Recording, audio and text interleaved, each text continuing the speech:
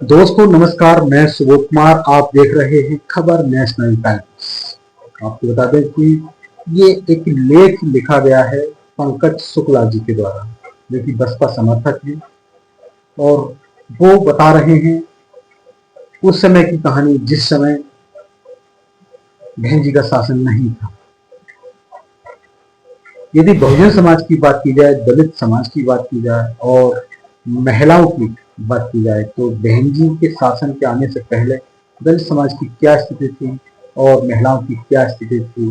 और जब बहन जी ने शासन किया था, वो 4 बार देश के सबसे बड़े प्रदेश उत्तर प्रदेश की मुख्यमंत्री रही, और उसके बाद महिलाओं में क्या बदलाव आया, और दलित समाज बहुजन समाज की बात की जाए तो क्या बदलाव आया, वो इस लेख में बता रहे हैं। और आपको मैं ये आगे बताऊंगा कि किस तरह से शासन किया था और क्या क्या बदलाव आया। सबसे पहले आपको बताते हैं कि दलित समाज की बात की जाए या फिर एक आम इंसान की बात की जाए, तो उसे जिंदगी जीने के लिए सबसे जो बड़ा उसका हथियार होता है, सबसे बड़ा एक मान और सम्मान। क्योंकि जिंदगी जब जीता है कोई भी इंसान, तो मान और सम्मान के साथ जीता है। यदि उसका स्वाभिमान है, मान सम्मान है, और उसके पास यदि स्वाभिमान है और संविधान की परख रखता हो, संविधान का पालन करता हो, कानून का ज्ञान हो और कानून के प्रति कड़क हो, तो उसका मान सम्मान ऑटोमेटिक होने लगता है और वो एक अपने कड़क स्वभाव में आता है। लोग फिर उससे जल्दी टकराने की कोशिश नहीं करते हैं, उससे दूर रहते हैं। उसके सामने एक भी शब्द बोलने की हिम्मत नहीं होती किसी से। क्यों? क्योंकि उसे कानून के बारे में जानकारी होती है, संविधान की नॉलेज रखता है, संविधान का ज्ञान रखता है।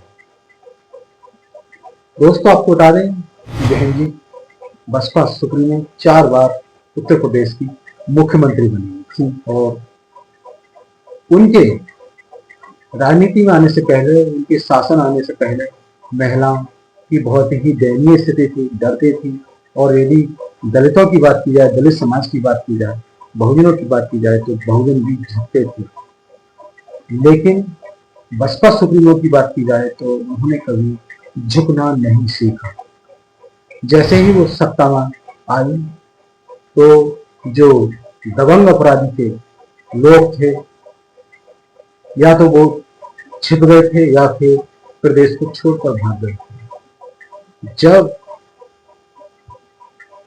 वो शासन में आई, उन्होंने लोगों के स्वाभिमान को इस कदर झकझोर कर रख दिया था, क्योंकि उन्होंने ऐसा स्वाभिमान दिया लोगों को कि लोग डरना भूल गए। और आपको बता दें कि जो दलित समाज की डब्बू टाइप की झुकने वाली प्रवृत्ति थी, बहन जी ने उसको चकनाचूर कर दिया। चकनाचूर ही नहीं किया, उसको झकझोर कर रख दिया, उसे तोड़ कर रख दिया। और वहीं आपको बता दें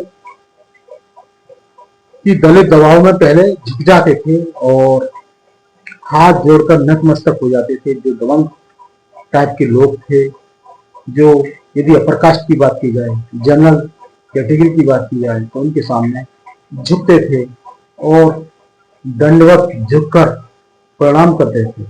प्रणाम करना एक अलग बात होती है, मान सम्मान देना, लेकिन डरते थे। बहन जी ने उस स्थिति को तोड़कर समाप्त कर दिया, क्योंकि बसपा सुप्रीमो ने कभी झुकना नहीं सीखा। अच्छे अच्छे लोग बसपा सुप्रीमो से डरते थे, उनके सामने थर थर कांपते थे। आपको बता दें कि बहन जी ने बड़े बड़े दबाव को सिर्फ झेला ही नहीं, बल्कि जवाब भी अच्छे तरीके से दे दिया। चाहे वो गठबंधन सरकारों से इस्तीफा देने की बात हो, या फिर अटल बिहारी वाजपेयी की सरकार को एक वोट से गिराने की बात हो। आपको बता दें कि बहन जी झुकना पसंद नहीं करती हैं। अपने स्वाभिमान को बरकरार रखने के लिए उन्होंने अटल बिहारी वाजपेयी की एक वोट से सरकार गिरा दी थी। वहीं आपको बता दें कि उन्होंने गठबंधन से इस्तीफा भी दे दिया था। अपने स्वाभिमान को बरकरार रखने के लिए, समाज के स्वाभिमान को बरकरार रखने के लिए उन्होंने अपने जो राज्यसभा सांसद से भी इस्तीफा दे दिया था। वहीं आपको बता दें, पुलिस अधिकारी की बात की जाए, जो बड़े बड़े, यदि डीजीपी की बात की जाए, एसएसपी की बात की जाए, तो ये भी बहन जी से थर थर कांपते थे, समय के पाबंद होते थे और हमेशा नियमों का पालन करते थे, भ्रष्टाचार से 2 कदम दूर रहते थे। क्योंकि जिस समय बहन जी सत्ता में आई थी, उन्होंने 15-15, 16-16 ऑफिसर, बड़े रैंक के ऑफिसर एक साथ सस्पेंड किए थे। वो दौर उस समय याद होगा, लोग आज भी उस दौर को याद करते हैं कि किस कदर बसपा सुप्रीमो ने अपना शासन चलाया था। बात यदि दबंग लोगों की बात की जाए, तो दबंग लोग या तो बिल में जाकर छिप जाते थे या फिर वो प्रदेश छोड़कर भाग जाते थे। इसका जीता जागता उदाहरण अगर बात की जाए तो वो राजा भैया का था।